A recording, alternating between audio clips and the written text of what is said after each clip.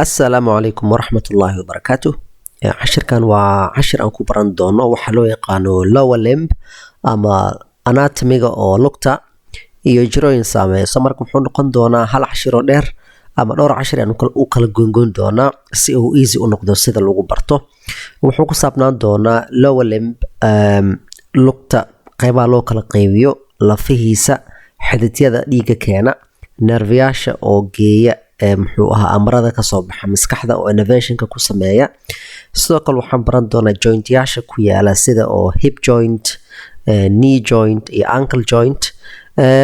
Waxaa idinka raali gelinaya cashirkan iyo anatomiga wuxuu noqon doonaa terminology oo English ah. Dadka qaar ayaa waxay comment igu soo qoraan in oo af Soomaali aan ku sharxo. Waa ka cudur daaranayaa, aniga xataa ma aqaano. soo marka qofkii u baahan Soomaali waa ka raali gelinayaa. Ereyada dhammaan waxay noqon doonaan ereyo oo English ah. Terminology-gaas Soomaali macnaha erey walba anatomy iyo jointigiisa iyo laf walba waxa loo yaqaan aniga xataa ma aqaano. soo marka taas afeef ayaan ka bixinayaa. Marka haddaan hore usii guda galno, saan hore u sheegay, marka haddii cashirkan aad u dheeraado waxaan sameyn doonaa in aan dhowr cashir ka dhigo oo aan kala gooyo, maadaama aanan rabin hal cashir aad u dheer dadka oo boring ay ku noqonayaan inuu noqdo. Sidoo kale waxaan baran doonaa muxuu ahaa exerciseyaal oo haddaa u baahan tahay oo isku weydiin kartid oo kuu sahlaya inaa xasuustid magacyada oo lafaha, xididada, nerviyaasha, jointska iyo waxyaalaha uu ku sameeya muxuu ahaa stabilizationkiisa iyo jirooyinka ku dhici kara sida aan ku baran doonaa. Sidoo kale waxaan ku baran doonaa x-rayyaal iyo CT scanyaal oo tusinaya jirooyinka ku dhici kara, ha noqdo lafahaas oo jaba, ha noqdo jirooyin kale oo ku dhaca caruurta, ha noqdo jirooyin oo ay keenaan xididyada ama nerviyaasha. Marka waxaan isku dayi doonaa in oo models oo 3D aan isticmaalno haddii alla uu idmo. Marka lafaha oo aan sheegaynay waa kuwan. Kan waxa waaye laftan weyn waa lafta oo sentaada ama hip bone ayaa loo yaqaanaa. Waxay articulation la sameysaa laftan oo vertebrae ka mid ah oo loo yaqaano sacrumka. Sacrumkaasna wuxuu articulation la sameeyaa lumbar vertebrae, waa laf dhabartaada. Marka haddaan u imaano jointigan oo muhiimka ah oo loo yaqaano hip joint ayaa waxaa sameeya laftan dheer oo femurka oo ah lafta ugu dheer oo jirka bini'aadamka ku jirta, iyo meesha oo loo yaqaan acetabulum oo ah lafta sintaada. Marka laftaan arkayno oo sinta waxay ka imaataa saddex laftan hore usoo sheegnay. waa qaybtan oo loo yaqaano ilium, qaybtan oo loo yaqaano pubis iyo qaybtan oo loo yaqaano ischium. Marka saddexdaas laf oo isku xiran ayaa marka fusion ay sameynayaan markii cunuga uu weynaado. laftaas marka waxaa articulation la sameysaa laftan dheer oo femurka. haddaan fiirino marka anatomy ahaan, laftan meeshan kore waxaa loo yaqaana iliac crest, meeshan waxaa loo yaqaana anterior superior iliac spine. waa meesha muhiimka ah oo surface anatomy markii qofka examination lagu sameynayo oo la taaban karo oo la dareemi karo, meesha kasoo kuusan. sidoo kale waxaa ku yaala meeshan loo yaqaano pubic symphysis. meeshan waxaa ku yaala pubic tubercle oo qofka palpation lagu sameeyo macna oo la fiiriyo calooshiisa oo la riixo la dareemi karo. meeshan waaye pubic tubercle. meeshan waxaa loo yaqaana obturator foramen, waa meel oo xiran oo membrane uu ku yaalo nerviyaal xididyaal yar ay soo maraan, laakiin waa meel xiran haddii qofka oo dissection lagu sameeyo lagu arki karo. marka meeshan oo articulation la sameyso waxaa loo yaqaana acetabulum, lafta oo femurka iyo hibig meesha iska dhex galaan ayaa waxaa loo yaqaana acetabulum. waxaa loo yaqaana ball and socket. macna ball and socket waxaa laga wadaa sida meel press oo isdhexgalaya oo kale. meeshan waxaa waaye sida banooni oo dhexgalaya godkan oo loo yaqaano acetabular fossa.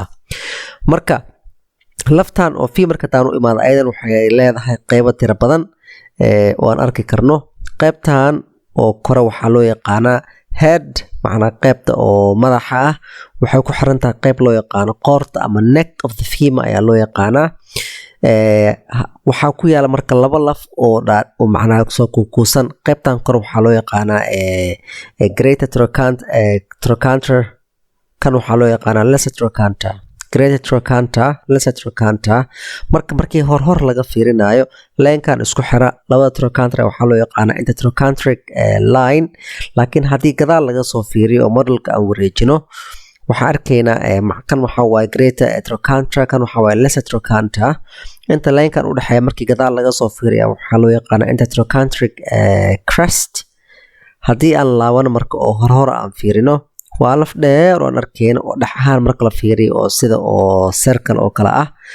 haddii hoos aan usii socono laftan meeshan ku taala waxaa loo yaqaanaa oo colorkan purple-ka ah patella. waxay dul saaran tahay meesha uu ku dhamaanayo femurka asaga wuxuu leeyahay marka asaga labadan soo kuusan kan waxaa loo yaqaanaa muxuu ahaa medial condyle, kan waxaa loo yaqaanaa lateral condyle. so marka patellahaas gadaashiis waxaa ku yaala meesha oo notch macnaa meel kuusan oo dabacsan oo arkeyno oo uu saaran yahay patellaha markii qofka lugtiisa uu toosinayo oo kale. marka meeshan waxaa ku yaala labo muxuu ahaa set aad u waaweyn. waa waxaan oo loo yaqaano cruciate ligamentig oo dadka banooniga cayaara dadka cayaara badana oo kala go'a oo ilaa bilooyin ku qaadata in cayaaraha kusoo laabtaan. waxaa waaye anterior cruciate ligament iyo posterior cruciate ligament oo aan baran doono. sidoo kale marka asan wuxuu articulation la sameynayaa laftan oo loo yaqaano tibia. lafta tibia marka asagan wuxuu leeyahay meel u dul saarmo femurka meesha ku dhamaadan arkeyna waxna medial condyle iyo lateral condyle uu leeyahay oo macnaha waa meel oo flat oo kale ah. laakiin labadaas flat dhexdiisa waxaa ku yaala meel soo kuusan oo loo yaqaano muxuu ahaa macnaha waxaa loo yaqaanaa medial eminence. waa meeshaas oo cruciate ligamentiga oo ku xirmo. sidoo kale waxaa ku yaala meeshan soo kuusan loo yaqaano tibial tuberosity oo uu ku dhamaado muxuu ahaa set macnaha oo aad u weyn oo loo yaqaano tibial patella ligament. sedaas waxay kasoo baxdaa laftii patellaha. waa laftan inta ay ku xirantaa meeshan loo yaqaano tibial tuberosity oo qofka uu dareemi karo haddii qofka uu taabto. marka laftan kale oo tibia ku dhagsan waxaa loo yaqaanaa fibula. ayadana fibula ahaan waa laf marka articulation la sameysa qaybta kore oo tibiaha iyo qaybta hoose arki doono. marka labadan laf waxaa isku xirta membrane macnaha oo adag oo si aysan u kala bixin labadan laf. haddii hoos aan usii socnan waxaa arkaynaa meeshay ku dhamaadaan laftan oo tibia meesha ku dhamaado iyo fibula isku xiran. marka waxay sameynayaan sidan oo waxaan macnaha oo god u noqonaya oo uu soo dhexgali karo laftan ku taala ee anqawga ama foodka oo loo yaqaano talus. laftan marka jointigan oo aadka iskugu xiran iyo taluskaas dhexgalaya marka waxay sameynayaan lugtaada inay hoos u kacdo kor u kacdo oona sahasha socodka.